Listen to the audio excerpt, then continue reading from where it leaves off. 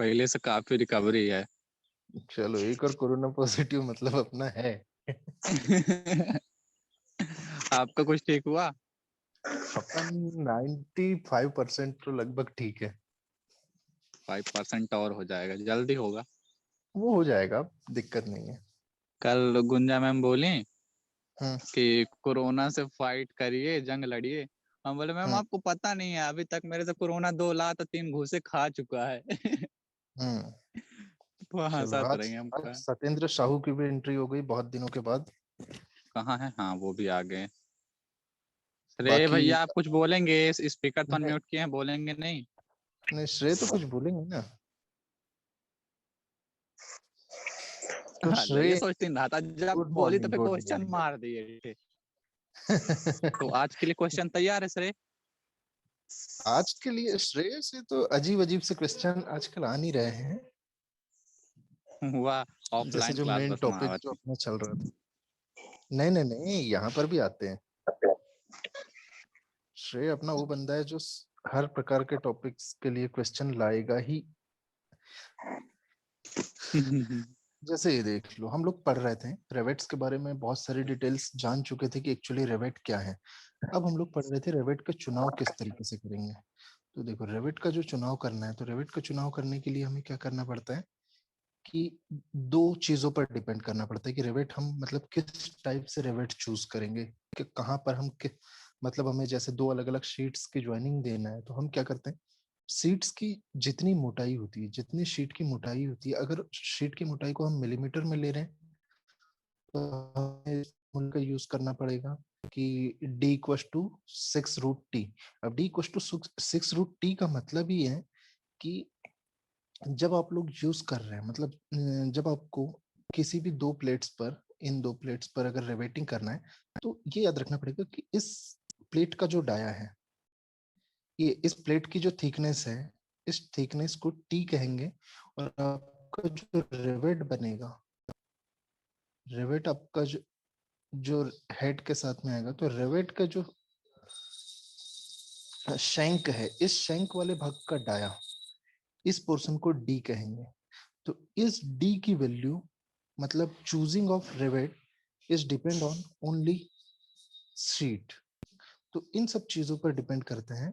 अब main matter ये आ गया कि अब यहाँ पर आपने मिलीमीटर में चूज किए थे, बट अगर इंचेस में आपके पास में रिवेट मतलब शीट की वैल्यू दी हुई है कि 1 इंच की शीट है या 1.5 इंच की शीट है, इस टाइप की 2 इंच की मेटल शीट है।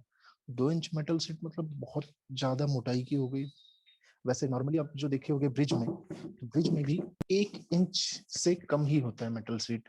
उसकी थिकनेस जो आएगी वो 1 इंच से कम आएगी। क्योंकि 1 इंच, अगर आप लोग मान लो 1 इंच का भी रिवेट यूज कर रहे हैं, मतलब प्लेट्स यूज कर रहे हैं, तो रेवेट का जो डाया होगा, रेवेट का डाया होगा 1.2 इंटू रूट टी।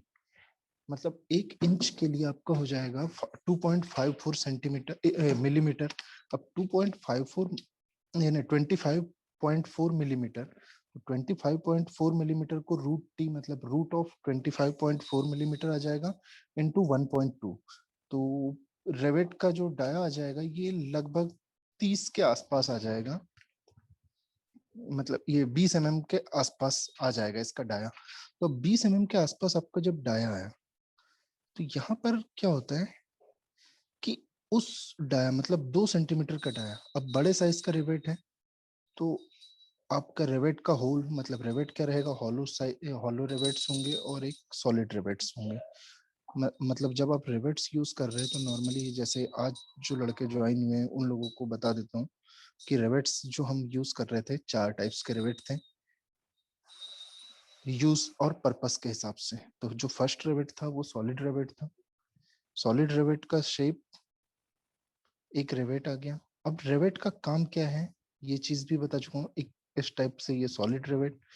अब हेड के अनुसार अलग तरीके से डिफाइन किए जाएंगे रिवेट, तो वो हेड वाला मैं कर चुका हूँ कंप्लीट टॉपिक। और वो चीज का एक मैंने शॉर्ट नोट बनाकर ग्रुप में डाला।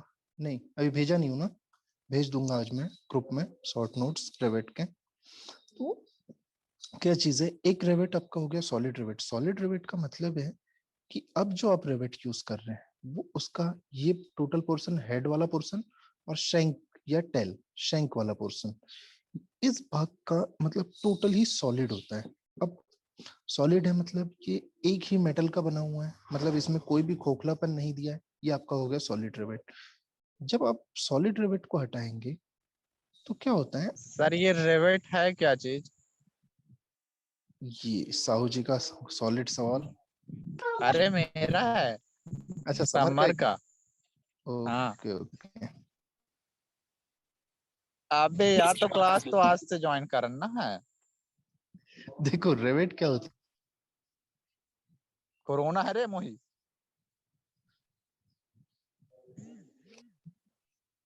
हाँ हाँ हाँ, मैं सर यही सर हूँ। सुनिए तो, ये रेबिट का मतलब रेबिट है क्या चीज, ये बता दीजिए आप पहले। रिवेट ये एक प्रकार की परमानेंट ज्वाइनिंग है। और परमानेंट ज्वाइनिंग, वेल्डिंग वाली मेरी क्लासेस अटेंड किए होगे तो उस टाइम पे बताया था कि परमानेंट ज्वाइन क्या हाँ वो होता है। शॉर्ट नोट पढ़े हैं उसका। हाँ, तो वो शॉर्ट नोट्स तो मैं आज रिवेट का भी शॉर्ट नोट्स दे दूंगा। तो उसमें हाँ। आपका रिवेट क्या होता है, और वो रिवेट्स हम क्यों यूज करते हैं, रिवेट के साइज और डिफरेंट टाइप के रिवेट, ये सारी चीजें, मतलब इतना उसमें तो पर। 3 टाइप के बने थे ना, जो पिछला वाला आप सर भेजे थे। हाँ, तो देखो तीन अब टाइप की यहाँ, वेल्डिंग होती है, एक गैस हाँ वेल्डिंग, इलेक्ट्रिक वेल्डिंग, और एक तो वो कौन सा जॉइंट बोले थे? हाँ, वो वेल्डिंग की जॉइंट्स थी। अब यहाँ पर हाँ। हम रिवेटिंग जो कर रहे हैं, रिवेटिंग क्या होता है, एक प्रकार की permanent joint but low strength पर। अब इसमें क्या होता है कि हमें ये स्ट्रेंथ पर डिपेंड करता है। एक आपका सॉलिड रिवेट हो चुका था, सॉलिड रिवेट में हमने क्या देखे थे कि एक जो रिवेट है, मतलब रिवेट एक प्रकार का बिना चूड़ीदार ज्वाइनिंग, मतलब परमानेंट ज्वाइनिंग का मतलब ये कि एक ऐसी ज्वाइनिंग कि आपने अगर एक बार ज्वाइंट किए तो अब जब तक तोड़ोगे नहीं तब तक वो ज्वाइंट टूटेगा नहीं। मतलब अपने इस भाग को जब ज्वाइनिंग देते हैं तो यहाँ पर हम पंचिंग करते हैं, इस पोर्शन पे, इस पोर्शन पर पंच करते हैं। और पंच करने से, इस पोर्शन पर प्रेशर देने से क्या होता है कि हमारा जो ये भाग है, ये भाग चपटी प्लेट के रूप में, सॉरी, चपटी प्लेट के रूप में अब ये ऐसा चौड़ा सा पैकिंग में आ जाता है। अब देखो क्या है, हमने पीट पीट कर ज्वाइनिंग दी है, पंच कर कर ज्वाइनिंग दी है। अब इसमें पंच का यूज किए थे, बॉल पिन हैमर का, बॉल पिन हैमर का हम यूज कहाँ कर रहे हैं, खोखले रिवेट की जब ज्वाइनिंग दे रहे हैं। अब क्यों वहां पर बॉल पिन हैमर का यूज हो रहा है, तो खोखले रिवेट में क्या हो रहा है कि अब जो हॉलो सेक्शन,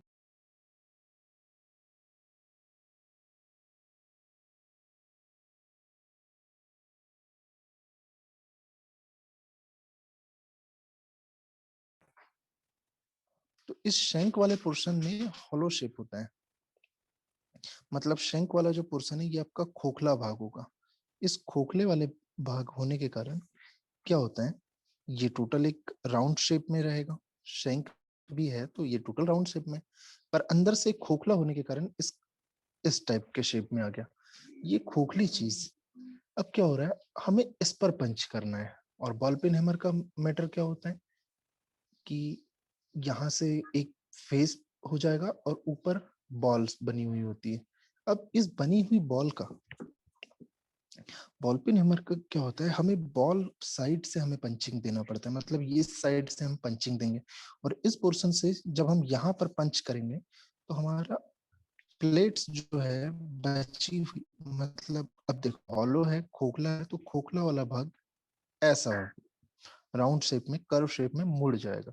ये मुड़ने से क्या होता है, हमने जो भी अंदर मटेरियल, जो भी दो प्लेट्स है जिन्हें हम ज्वाइनिंग देना है, तो हम क्या करते हैं, उन्हें फिक्स किए और एक साइड से पंच कर देते हैं। और पंच करेंगे हम बॉल पिन हैमर से। हैमर पंच जब करते हैं तो पंच करने से हमें हॉलो रिवेट्स की जो शैंक शेड होती है, शैंक शेड मुड़ जाती है और इसमें ज्वाइंट फिक्स मिल जाती है।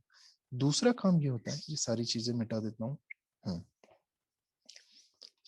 दूसरा जो काम होता है अपना, कि रिवेट हमारे लिए और क्या काम करता है, तो रिवेट हमारे लिए एक और काम करता है। देखो रिवेट्स की जो मेन सरफेस होती है उस पर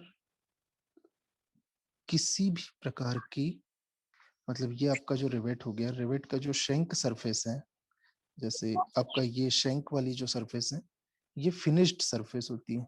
तो ये हम रिवेटिंग जो जॉइंट है, एक हमें दो टाइप्स की ज्वाइनिंग देती है। एक होती है विदाउट मोशन और एक होती है मोशन ज्वाइंट। अब motion joint, without motion joint मतलब जब हम ब्रिज की ज्वाइनिंग करते हैं, तो जैसे रेलवे ब्रिज में देखे होंगे कि ये दो प्लेट्स जब ज्वाइंट होती है तो बीच में बहुत सारे यहाँ पर रिवेट्स किए जाते हैं, जिनमें स्क्रू या बोल्ट कुछ नहीं होता, सिर्फ लाए और ठोक दिया जाता है। तो वो चीज होता है परमानेंट ज्वाइनिंग। परमानेंट ज्वाइनिंग मतलब ये कि जब तक तोड़ेगा नहीं तब तक छोड़ेगा नहीं। फिर ये चीजें आ गई।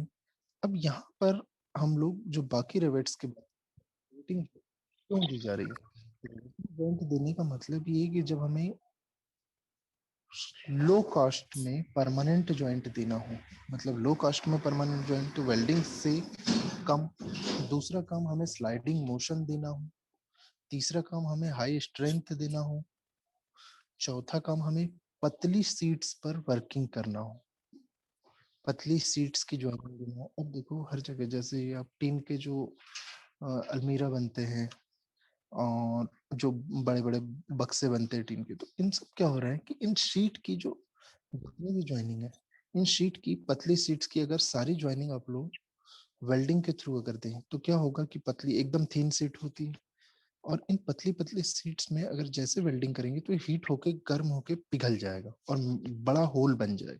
तो उन सब चीजों से बचने के लिए हम क्या होता है, एक पंच का यूज करते हैं जो एक पतला छोटा होल करते हैं और उसमें रेवेट की ज्वाइनिंग दे देते हैं।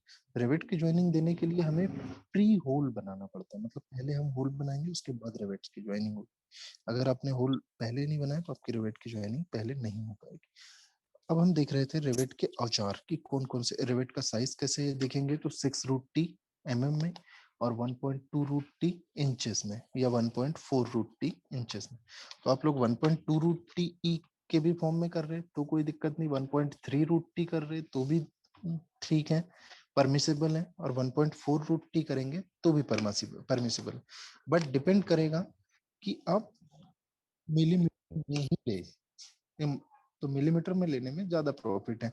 अगर इंचेस में ले तो इंचेस में देखो, मिलीमीटर में ले रहे हैं तो 6 रूट टी सिंपल सा फॉर्मूला है, और 6 रूट टी मतलब एक परमानेंट आपको परफेक्ट ज्वाइनिंग और परफेक्ट साइज प्रोवाइड कर देगा। बट 1.2 से 1.4 रूट टी जो है, ये तीन अलग अलग साइज में वेरी करेगा।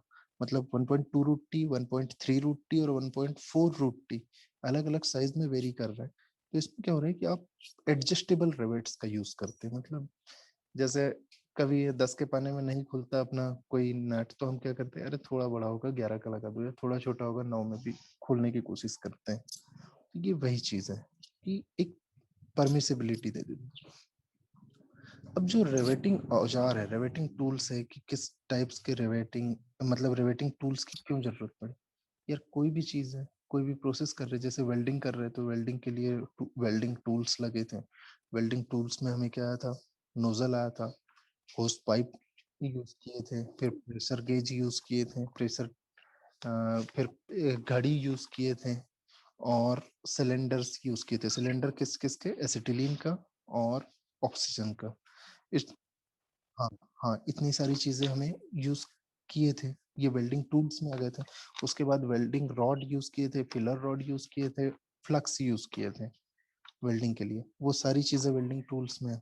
वैसे ही हमें अब क्या क्या लगेगा, तो रिवेटिंग कर रहे हैं तो हमें रिवेटिंग की प्रोसेस पढ़ लिए, किस किस टाइप के रिवेट होते हैं ये पढ़ लिए। अब हमें पढ़ना है रिवेटिंग किस सेट। तो जो रिवेट सेट होता है, रिवेट सेट का मतलब होता है कि ये आपको एक पेन नुमा आकृति है, एक खोखला पंच है।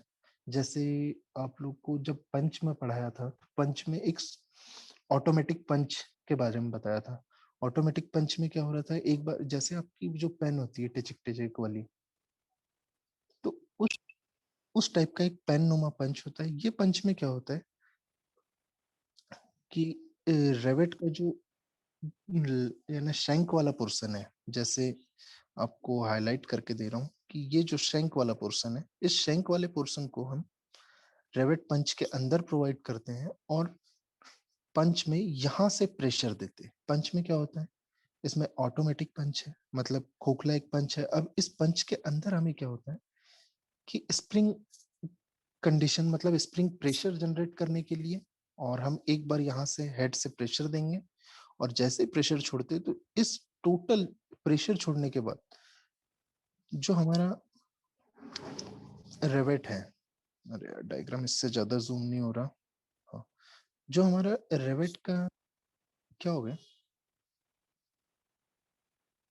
कोई सवाल था श्रेय? अच्छा नहीं, हल्की आवाज आई तो मुझे लगा। तो देखो रेवेट का जब यहां से हम प्रेशर देते हैं, प्रेशर देके एक बार छोड़ दिए तो क्या होता है, स्प्रिंग के कारण इस आपका शैंक है, शैंक पर प्रेशर आता है और शैंक पर एक बहुत हाई प्रेशर से पंच हो जाता है। तो इसमें क्या हो रहा है, हमें अलग से चीजें, मतलब हमें हैमर का यूज नहीं करना है। रिवेट सेट अगर यूज कर रहे हैं तो आप रिवेट सेट लगाए, ऑटोमेटिक पंच दे दिए, एक आसानी से काम हो जाता है। दूसरा काम इसका होता है कि रिवेट सेट जो होता है, कि आपको जिस भाग पर आप रिवेटिंग कर रहे हैं, जिन दो प्लेट्स के ऊपर रिवेटिंग कर रहे हैं, जैसे आपको एक प्लेट और ये दूसरा प्लेट, इन दोनों प्लेट्स के ये बताओ, अगर मैंने इस सेंटर को लेकर रिवेट किया है, टेंस को कितना रखेंगे, हाँ 2D। और अगर मैंने दो रिवेट्स किया है, मतलब मान लो कि ये एक प्लेट है और ये दूसरा प्लेट है, इन दोनों प्लेट्स को मुझे दो रिवेटिंग करना है। अब इन दोनों के बीच का इस गैप को कितना रखेंगे, हाँ 3D रखेंगे। क्यों रखेंगे ये भी बता चुका हूँ, और 2D ही यहाँ का जो गैप है, हम 2D ही क्यों रखेंगे ये भी बता चुका हूँ मैं। इस भाग के जो गैप है यहाँ का 2D ही क्यों रखा जाता है, इस गैप को 2D इसीलिए भी रखा जाता है ताकि अगर हम देखो 2D से कम रखेंगे तो क्या होगा कि हमारे इस गैप के कम होने के कारण ये जो हमारी शीट नंबर 1 है और शीट नंबर 2 है, तो शीट नंबर 1 को 2 को इफेक्ट करेगा। क्योंकि देखो हमने अगर ये रिवेटिंग का गैप इधर हमने 2D से कम रखे और यहाँ हमने 2D से ज्यादा रख दिए, दोनों प्रॉब्लम एक साथ में कवर कर रहा, कि अगर आपने यहाँ, हाँ बोलो, हाँ हाँ, हाँ शैंक के डाया से डबल करना है। तो जैसे देखो ये आपका जो रिवेट था, रिवेट के इस इस डाया को हम डी कहते हैं, हाँ। तो इस डाया को हमें चेंज करना है, मतलब इस डाया पर ही सारी ज्वाइनिंग डिपेंड रहेगी। इस डाया पर हमारे हेड का साइज डिपेंड रहता है, क्योंकि जितने भी हम हेड्स यूज करते हैं, हेड्स की हाइट भी इसी डाया के थ्रू हमें काउंट करना रहता है। तो ये सब सारी चीजें आ जाएगी आपकी, कि हेड का डाया, हेड की हाइट, ये सारी की सारी चीजें हम शंक के डाया पर निर्भर करेंगे। अब क्या हो रहा है, और शंक के डाया पर ही निर्भर करता है कि हम यहाँ कितना गैप क्रिएट कर रहे हैं, यहाँ हमें कितना डिस्टेंस रखना है। अब क्या हो रहा है, मान लो हमने सेकंड प्लेट के लिए, जैसे मैं हाईलाइट कर रहा, हमने सेकंड प्लेट में यहाँ पर हमने 2D से कम डिस्टेंस रखे और यहाँ 2D से ज्यादा डिस्टेंस रखे। तो दोनों में प्रॉब्लम क्या आएगी, कि जब आप 2D से यहाँ कम डिस्टेंस रखेंगे तो इसमें ब्रेकेज होने लगेगा, क्योंकि देखो यहाँ हमने कम डिस्टेंस रखे, कम डिस्टेंस रखने से क्या होता है, क्रैक्स आने लगती है, और क्रैक्स आएगी तो धीरे धीरे ये जो हमारी जॉइंट्स है, धीरे धीरे क्रैक बढ़ती जाएगी, और हमारी इस जॉइंट किए हुए मतलब रिवेटेड भाग को धीरे धीरे फैल के रिवेट अलग हो सकता है, या हमारी ज्वाइनिंग ढीली हो सकती है, प्लेट स्कीड कर सकती है। क्योंकि हमने अगर यहाँ पर हेड, देखो हेड तो हमारा रिवेट का एक ही साइड बनेगा, दूसरे साइड जो है शंक पंच करके हम शंक को, मतलब जो दूसरे साइड होता है हम पंच करके सिर्फ एकदम ऐसी पतली सी शेप में डाल देते हैं। तो हमें क्या हो रहा है कि जब आपका यहाँ से प्लेट क्रैक होने लगेगी, क्रैक क्यों होगी, 2D से कम है, 2D से कम होने के कारण क्रैक होने लगेगी, तो क्रैक होने के कारण यहाँ तक क्रैक होगी, और हमारा इतना पोर्शन हॉलो है। हॉलो क्यों है, क्योंकि हमने होल किए थे। खोखला क्यों है, हमने होल किए और उसके बाद उस बीच में हमने रिवेट फंसाए। तो उस फंसे हुई रिवेट के कारण भी हमारी प्लेट का तो पोर्शन खोखला है ना। रिवेट भले ही हमने सॉलिड यूज की है या हॉलो रिवेट, जिस भी टाइप का रिवेट यूज की, पर हमारी प्लेट तो खोखली है ना। तो उस प्लेट के खोखलापन होने के कारण धीरे धीरे क्रैक्स इस दिशा में आने लगेगी। अब तो इन क्रैक्स से बचेंगे। दूसरा चीज जो चलता है अपना,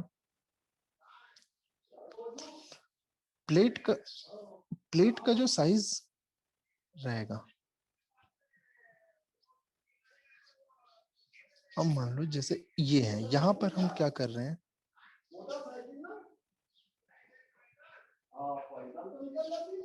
यहां हम क्या कर रहे हैं, देखो यहां पर अगर 2D से ज्यादा हाइट है, 2D से ज्यादा अगर हमने गैप लिए, तो क्या होगा कि एक रेवेट का जो शैंक, मतलब नीचे वाला जो पोर्शन है, यहाँ हम शैंक यूज कर रहे हैं, जैसे ये पोर्शन शैंक है, ये रेवेट का शैंक हो गया और ये रेवेट का हेड हो गया। तो क्या हो रहा है, देखो शैंक से हेड जो होता है वो 1.6 मैक्सिमम 1.6 ही सारे रेवेट्स का, और अगर रेवेट की थिकनेस कम है, मतलब हेड की हाइट कम है, तो 2D तक आता है। तो इतना पोर्शन, मतलब कवरिंग वाला, हेड के थ्रू कवरिंग वाला पोर्शन जो है वो हमारी फोर्थ पोर्शन को कवर करती है। इसके बाद क्या होता है कि जो बचा हुआ रेस्ट जो पोर्शन है, उसमें हमारा शीट्स इस टाइप से मूवमेंट देगी। अब क्या होगा, हमारी जो शीट्स हैं ये रे बेंड स्पीकर म्यूट कर लो।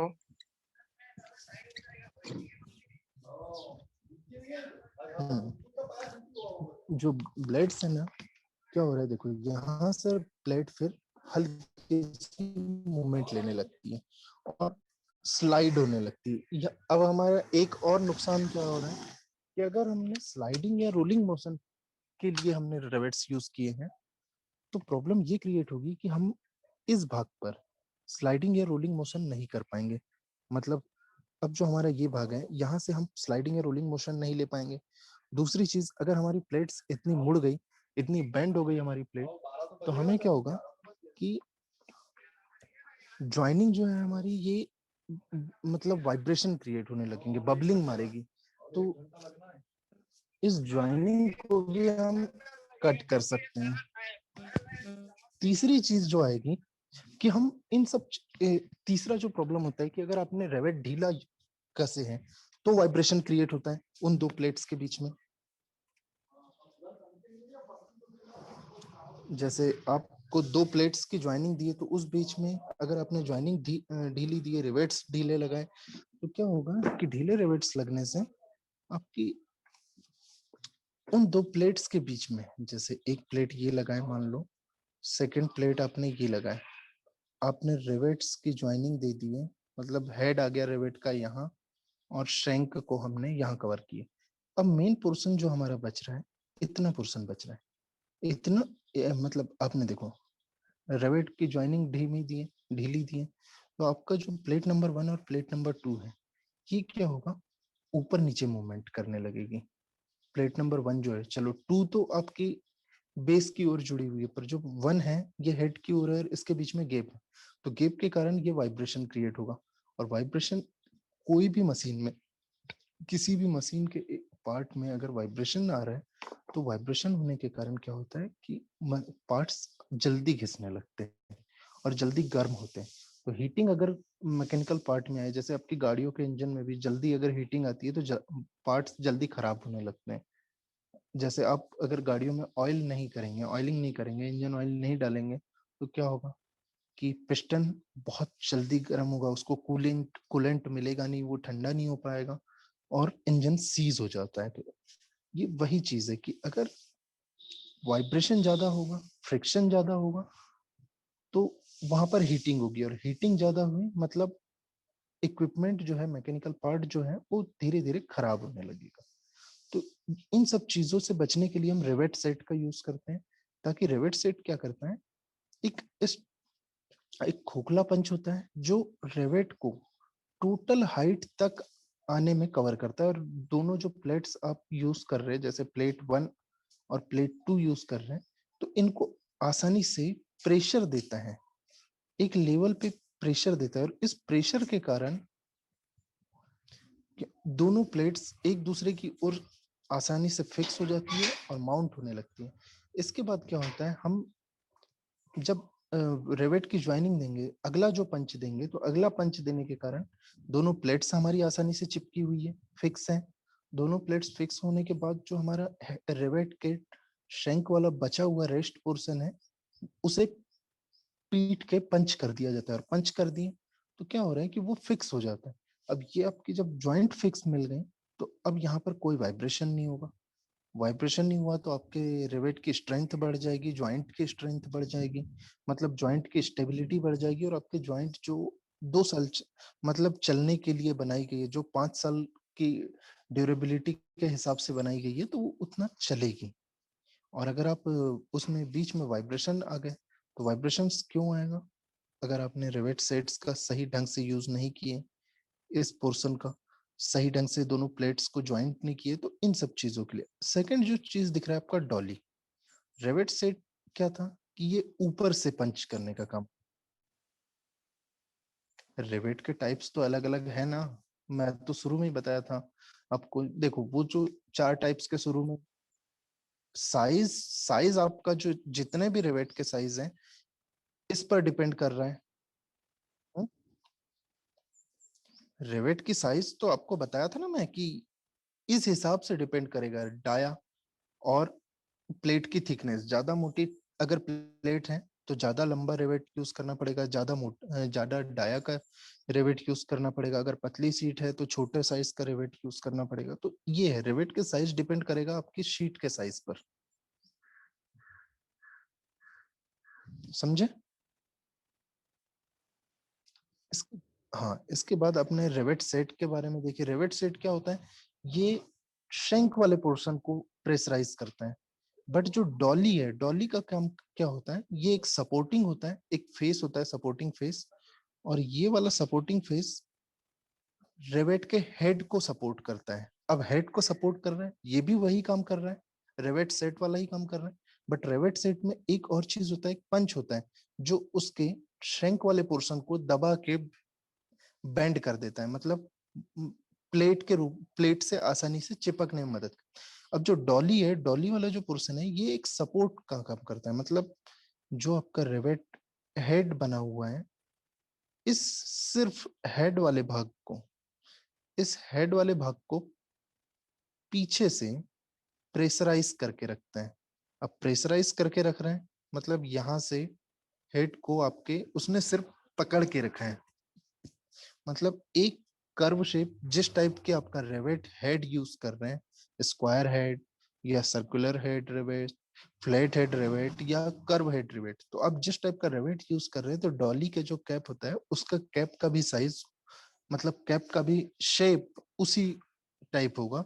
अगर आप कर्व शेप या कप शेप का अगर हेड रेवेट रेवेट हेड यूज कर रहे हैं, तो आपका जो डॉली है, डॉली का भी हेड आपका कप शेप का ही आएगा। हम्म। तो ये चीज आ जाती है। यहाँ पर आपका डॉली वाला पोर्शन क्लियर हुआ। क्योंकि बहुत यार मैं बहुत धीमा हो गया हूँ ऐसा लग रहा है मुझे अब। फिर आगे रेवेट स्नेप। रेवेट स्नेप का मतलब यही है कि आपका जो रेवेट हेड यूज कर रहे थे, मतलब पंचिंग के लिए, अब आप हाथ से तो सारी चीजें दबा नहीं सकते, क्योंकि प्रेशर आपको ज्यादा चाहिए। एक पंच में क्या था, ऑटोमेटिक पंच में तो चलो हाथ से दबा रहे थे, पर यहाँ पर क्या हो रहा था, हमें हाई प्रेशर चाहिए। हाई प्रेशर क्यों चाहिए? हमारे जो रेवेट का साइज है, ये 4 mm डाया से 20 mm डाया तक के रेवेट हाइट यूज करते हैं। जैसे ये देखिए 30 mm तक का रेवेट का dia, 17 mm, 18 mm, 19 mm, 20 mm, 22 mm और 30 mm तक दिया है। तो इतनी मोटाई के, इतनी गोलाई के अगर आप रेवेट यूज कर रहे हैं, जैसे इतनी गोलाई के, मतलब आपको अगर 30 mm में ये भी कम हो जाएगा। 30 mm जब आप यूज कर रहे हैं, मतलब 3 सेंटीमीटर, तो 3 सेंटीमीटर अगर इतनी मोटाई के आप रेवेट यूज कर रहे हैं, तो रेवेट हेड आपका लगभग इस साइज का, मतलब देखो मैक्सिमम 3 सेंटीमीटर तक के रिवेट के डाया होगा। अब इस मोटाई के रिवेट्स जब आप यूज करेंगे, तो आप हाथ से तो उसे मोड़ नहीं सकते। हॉलो रिवेट है तो चलो ठीक है, अब में मैं ताकत है मान सकता हूँ। पर सॉलिड रिवेट अगर है, अगर आप सॉलिड रिवेट यूज कर रहे हैं, मतलब ये पोर्शन भी सॉलिड है और ये पोर्शन, अगर आप सॉलिड रिवेट है और 3 mm का रिवेट है, यानी 30 mm का रिवेट है, तो आप आप हाथ से नहीं कर सकते। तो क्या होता है, इन सब चीजों से बचने के लिए हम एक प्रेशर देने के लिए हैमर से पंचिंग करते हैं। यहाँ पर भी हैमर हम कौन सा यूज कर रहे हैं, बॉल पिन हैमर। तो बॉल पिन हैमर का जो मेन यूज है कि रिवेटिंग जॉइंट्स जब भी दे रहे हैं, तो अगर जैसे वाइवा के टाइम पे कोई भी पूछ भी रहा है तो उस टाइम पे आप बोल सकते हैं कि हाँ रिवेटिंग जॉइंट हम देने के टाइम पर बॉल पिन हैमर्स का यूज करते हैं। ये चीज आ गया। फिर आ गया ड्रिफ्ट। ड्रिफ्ट क्या हो गया, ये एक सिलेंड्रिकल पंच है।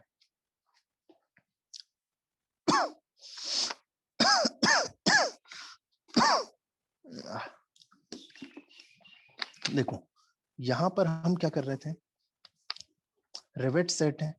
अब सिलेंड्रिकल पंच, रिवेट सेट क्या कर रहा था, उस रिवेट के शंक को पकड़ के रखना और पंच का काम कर रहा था। ड्रिफ्ट क्या होता है, ये दो चादरों को शिफ्ट करने के लिए यूज किया जाता है। अब हमें क्या हो रहा है, दो प्लेट्स बड़ी बड़ी साइज की, हमने दो प्लेट्स अगर यूज कर रहे हैं, मान लो ये हो गया, मतलब पतली है पर चौड़ी चौड़ी प्लेट्स हैं, एक दूसरे को ओवरलैप करती हुई प्लेट्स है। और रिवेट की ज्वाइनिंग दो टाइप्स की होगी, एक हो गया ओवरलैप और दूसरा हो गया बट। तो ये जो ज्वाइनिंग है ये ओवरलैप ज्वाइंट या लैप ज्वाइंट, और जो बट ज्वाइंट आता है, बट ज्वाइंट इस तरीके से होता है, ये मतलब प्लेट 1 ये प्लेट 2, और इन दोनों के ऊपर बट प्लेट्स लगा दी जाती हैं। यहाँ पर एक बट प्लेट पतली सी और उसी के ठीक नीचे एक बट प्लेट पतली सी। तो अब इन दोनों के जब बट ज्वाइंट दे रहे हैं, तो बट ज्वाइंट देने में क्या होता है कि आपको सारी की सारी ज्वाइंट्स यहाँ से देना पड़ेगा। मतलब एक प्लेट 1 पर देना पड़ेगा स्क्रू और एक प्लेट 2 पर। तो मतलब आप बट ज्वाइंट में सिंगल रिवेटिंग यूज नहीं कर सकते। बट ज्वाइंट में आपको सिंगल रिवेटिंग यूज नहीं होती, और जो लेफ्ट ज्वाइंट है इसमें सिंगल रिवेटिंग डबल रिवेटिंग। अब डबल रिवेटिंग या मल्टीपल रिवेटिंग दो टाइप्स की होती है, एक होती है प्लेन रिवेटिंग और दूसरी होती है जिगजैग रिवेटिंग। प्लेन रिवेटिंग में आप क्या कर रहे हैं कि दो आपके जो, सॉरी, आपके जो दो एक्सिस हैं, इन दोनों एक्सिस पर एक रिवेट ये हो गया, सेकंड रिवेट ये, फिर ये मतलब एक दूसरे के पैरेलल, एक दूसरे के समांतर एक्सिस पर आपके जो रिवेट्स लगेंगे। अब क्या कर रहे हैं, यहां से आप रिवेटिंग जैसे हटा रहे हैं, तो आपको रिवेटिंग ज्वाइंट देना है क्रॉस या जिगजैग। जिगजैग रिवेट ज्वाइंट दे रहे हैं, मतलब आपके जिन दो एक्सिस पर आप रिवेटिंग कर रहे हैं प्लेट्स पर, यहाँ एक इस एक्सिस पर, दूसरी अगर इस एक्सिस पर रिवेटिंग कर रहे हैं, तो आपकी रिवेट्स आएंगे परस्पर एक दूसरे से हटे हुए एक्सिस। इसका प्रॉफिट ये होता है कि हमें स्ट्रेंथ, मल्टीपल स्ट्रेंथ मिलती है। मल्टीपल स्ट्रेंथ किस तरीके से मिलेगी, देखो मल्टीपल स्ट्रेंथ ऐसे मिलेगी, एक रिवेट जब हम यहाँ ज्वाइंट दिए तो इसका कवरिंग एरिया इस एक्सिस पर कवर करेगा। सेकंड जो आपका रिवेट है वो इन दोनों रिवेट्स के, मतलब आपका ये वाला एक रिवेट और ये दूसरा रिवेट, इन दोनों रिवेट्स के जो बीच का जो एरिया बचा है उसको उसको एक एक्सेस प्रोवाइड करेगा। तो उसको एक स्ट्रेंथ एक्सेस प्रोवाइड किया इसने इसको, मतलब इसमें हमें मल्टीपल स्ट्रेंथ प्रोवाइड होती है। इन सब चीजों के लिए हम क्रॉस रिवेटिंग प्रोसेस यूज करते हैं। इसके बाद ये चीज हो गया आपका। तो इन दोनों प्लेट्स की ज्वाइनिंग देने के लिए हम ड्रिफ्ट का यूज करते हैं, ताकि इन दोनों प्लेट्स में, जैसे हम इस डायग्राम पर भी दिख रहा है कि यहाँ पर जो हम दो प्लेट्स यूज कर रहे हैं, तो दोनों प्लेट एक दूसरे में क्या होता है, कभी कभी हल्की बेंड होती है, तो उन बेंडेड प्लेट को हम कवरिंग करने के लिए, उन बेंडेड प्लेट को फ्लैट करने के लिए, एक दूसरे पर समतल करने के लिए हम इस पंच का यूज करते हैं। फिर आगे आपका कल्किंग टूल। कल्किंग टूल हो जाता है, कल्किंग टूल में मतलब जब आप पंच करते हैं, देखो ये आपका हो गया रिवेट हेड, यहाँ हमने पंच किए थे और उसके शंक को हमने फैला दिए। अब शंक फैलने के बाद आड़े तिरछे लेवल में फैलेगा। हमेशा शंक गोल तो नहीं फैलेगा, जैसे मैं भी जो ये गोला बनाया तो इसमें यहाँ पर एजेस हल्की निकली हुई रही। तो इसकी सफाई के लिए जिस टूल का यूज किया जाता है, उसके किनारों को मिलाने के लिए, मतलब क्या होता है कभी कभी किनारे हल्के, अब हम प्लेट को हैमरिंग कर रहे हैं, पंचिंग कर रहे हैं, इस भाग पे पंचिंग करने से क्या होगा कि किनारे कहीं ना कहीं ऊपर रह जाते हैं, तो उन भागों को क्लीन करने के लिए हम कल्किंग टूल का यूज करते हैं। कल्किंग टूल मतलब एक प्रकार का एक ऐसा औजार, जैसे नुकीला हैमर कहा जाए, तो वो क्या काम करेगा कि उस पॉइंट को, मतलब जहां जहां हमें एजेस में प्रॉब्लम आ रही है उस भाग को पंच करेंगे और क्लियर कर देते हैं।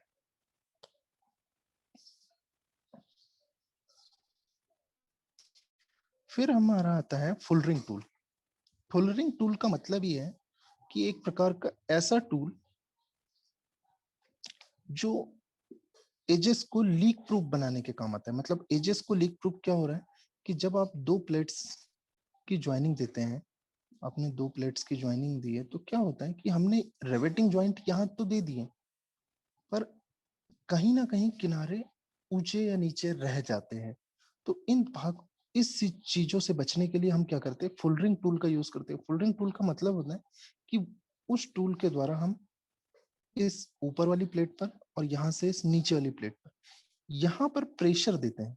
और प्रेशर देने से क्या होता है कि ये जो हमारा ज्वाइंट है, इस ज्वाइंट पर, इन दोनों ज्वाइंट्स के कारण प्लेट आसानी से एक दूसरे पर ओवरलैप कर जाती है, और जो बचा हुआ हल्का छोटा मोटा जो लीकेज है उसे हम फुलफिल कर सकते हैं। ये हो गया आपका फुलरिंग टूल। फुलरिंग टूल के बाद आ गया कंबाइंड रेवेट सेट। मतलब कंबाइंड रेवेट सेट का मतलब ये है कि एक साथ आपको कुछ और भी काम करना है, एक साथ दो रिवेटिंग प्रोसेस कर रहे हैं। कंबाइंड रिवेटिंग मतलब एक में शैंक का काम, एक में शैंक, एक भाग में शैंक फिक्स कर सकते हैं, दूसरे भाग में हेड फिक्स कर सकते हैं। मतलब शैंक और हेड फिक्स करने के लिए हम लोग यहाँ पर क्या यूज किए थे, देखो, शैंक और हेड फिक्स करने के लिए हमने यहाँ यूज किए थे रेवेट सेट और डॉली।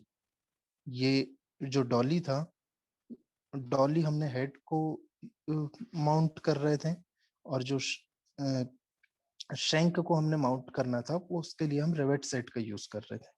अब इन सब चीजों से बचने के लिए हमने क्या करें, एक कंबाइंड सेट, जैसे हम कॉम्बिनेशन सेट के बारे में पढ़े थे। कॉम्बिनेशन सेट में हमें क्या मिल रहा था, कॉम्बिनेशन सेट में हमें सारी चीजें मिल रही थी कि प्रोटेक्टर हेड मिल रहा था, स्क्वायर हेड मिला था, सरफेस हेड मिला था, तो और सेंटर हेड मिला था हमें। मतलब ये सारी चीज, तो यहाँ पर हमें क्या हो रहा है कि एक हेड की भी कपलिंग कर सकते हैं और टेल की भी, मतलब शंक की भी कपलिंग कर सकते हैं। इसके बाद आ गया आपका पॉप रिवेटर। पॉप रिवेटर का मतलब ये एक पंचिंग मशीन है, इसमें ट्रिगर मैकेनिज्म। पॉप रिवेटर मतलब जिस टाइप आप लोग, क्या हो रहा है, हाँ, जिस टाइप से आप लोग यूज कर रहे हैं स्टेपलर, स्टेपल करने के लिए स्टेपलर्स जो यूज करते हैं, ये भी वही फंक्शन होता है। इसमें क्या हो रहा है कि हमें यहाँ वाले भाग पर, इस भाग में हम रिवेटिंग के लिए प्रेशर, एक प्रकार का हैमर है। मतलब पॉप रिवेटर क्या होता है, छोटी रिवेटिंग जब ज्वाइंट देना रहता है तो उस रिवेटिंग ज्वाइंट को हम ज्वाइंट देते हैं। दूसरा काम, अगर रिवेट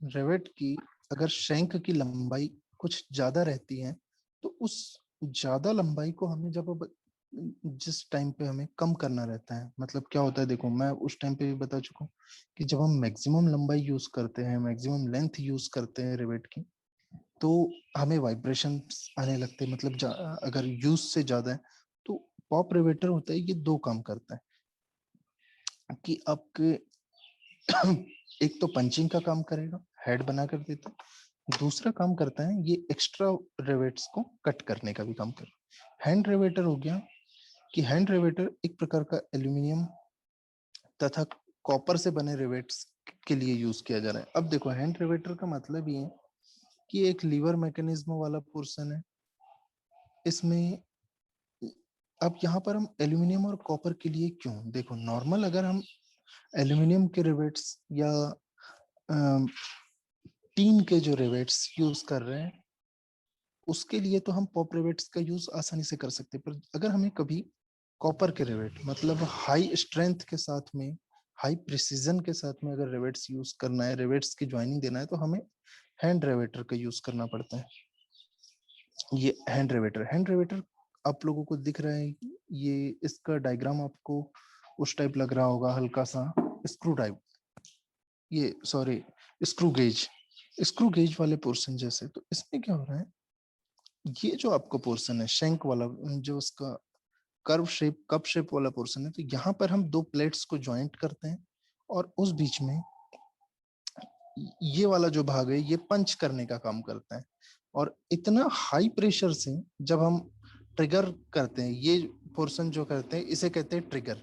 ये ट्रिगर मतलब ये हो गया आपका हैंडल, और ये ट्रिगर जब हम मतलब जैसे गोली चलाना, दिवाली में पटाखे की बंदूक जो फोड़ते हैं ना, मतलब छोटी छोटी पटाखों की बंदूक जो आती है, इसका भी मेन फंक्शन वही है। जब भी आप इस लीवर को खींचते हैं पीछे की ओर, ये जो ट्रिगर है, इस लीवर को जैसे ही पीछे खींचते हैं, तो यहाँ का लीवर मैकेनिज्म हाई प्रेशर से, जैसे वो बंदूक में पटाखे फोड़ने के लिए जो हाई प्रेशर से पंच होता है और फिर पटाखा फूटता है, तो ये वाला लीवर हाई प्रेशर से हमारे इस पंच पर, यहाँ जो मशीन फंसी हुई है, इक्विपमेंट फंसा है, इसे पंच कहते हैं, इस पंच के हेड पर हाई प्रेशर कंज्यूम करता है। हाई प्रेशर कंज्यूम करने के कारण जो पंच का डॉट बना हुआ है, पंच का जो मेन पंच भाग है, इस भाग के थ्रू हमें एकदम हाई प्रेशर से रेवेट और शीट पर, क्योंकि हमने यहाँ पर रेवेट शीट और रेवेट दोनों को फिक्स कर दिए थे, बस हमें पंच करने की जरूरत थी, तो हम हैंड रेवेट्स का यूज किए कि हम प्रिसीजन के साथ में पंच कर रहे हैं। ये चीज आ गया। तो आपके जो रेवेटिंग टूल्स थे वो कौन कौन से, देखो, एक आ गया आपका हैंड रेवेटर, दूसरा आ गया पॉप रेवेटर, तीसरा आ गया कंबाइंड रिवेट सेट, फिर आ गया फुलरिंग रिवेट से, मतलब फुलरिंग रिवेट। इसके बाद आपको जो क्लियर करना था ये आ गया कॉलिंग औजार, फिर आ गया ड्रिफ्ट। ड्रिफ्ट क्या काम कर रहा है वो चीज बता चुका हूँ। फिर आपने रिवेट स्नैप यूज किए, रिवेट स्नैप्स के बाद में रिवेट सेट यूज किए थे और डॉली यूज किए थे। तो रिवेट सेट का काम क्या था, उसके शैंक को कवरिंग देना और प्रेशर देना। डॉली का काम हेड को कवर देना। रेवेट स्नैप जो है ये पंचिंग के लिए यूज किया जाता है।